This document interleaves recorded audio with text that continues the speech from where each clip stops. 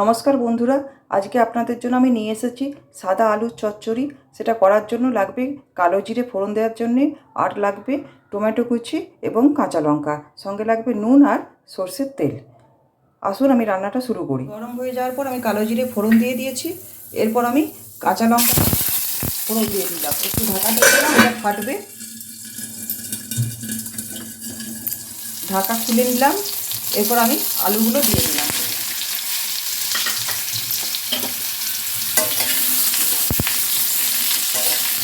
আলুগুলো দিয়ে কিছুক্ষণ আমি নেড়ে নেব।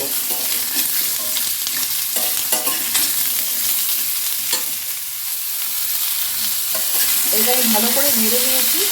এরপর আমি একটু প্রয়োজন মতো লবণ দিয়ে দেব।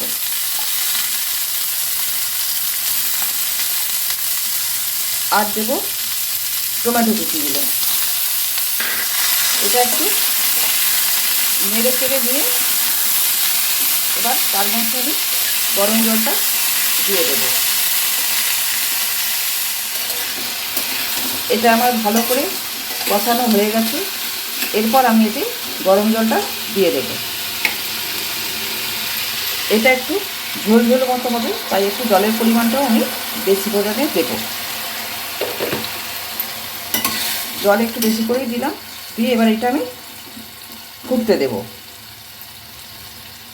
তারপর আলুটা সেদ্ধ হয়ে গেলে আমি ওতে প্রয়োজন মতো চিনি দেব। ঢাকা খুলে দেখি আমার আলু সেদ্ধ হয়েছে কিনা। হ্যাঁ, আমার আলু সেদ্ধ হয়ে গেছে। এবার আমি একটুখানি মিষ্টির জন্য অল্প একটু চিনি দেব। যেহেতু এটা রুটি, পরোটা বা লুচির সঙ্গে খাওয়া যায়, সেই কারণে এটা একটু মিষ্টি মিষ্টি করলে ভালো হয়। তো চিনিটা আমি দিয়ে দিলাম। আর অল্প একটু ফুটিয়ে এটা ঢাকা দিয়ে স্ট্যান্ডিং টাইমে 5 মিনিটের জন্য রেখে দেব। তারপর আমি এটা পরিবেশন করব। এটা আমি ঢাকা দিয়ে রেখে দিলাম কিছুক্ষণ। তৈরি হয়ে গেল আমার টমেটো দিয়ে সাদা আলুর চচ্চড়ি। এটা খেতে টক মিষ্টি লাগে। এটা আপনারা রুটি, লুচি, পরোটার সঙ্গে খেয়ে দেখবেন, খুবই ভালো লাগবে। ভিডিওটি যদি ভালো লেগে থাকে তাহলে অবশ্যই আমাকে একটা লাইক, কমেন্ট, শেয়ার এবং সাবস্ক্রাইব করে দেবেন।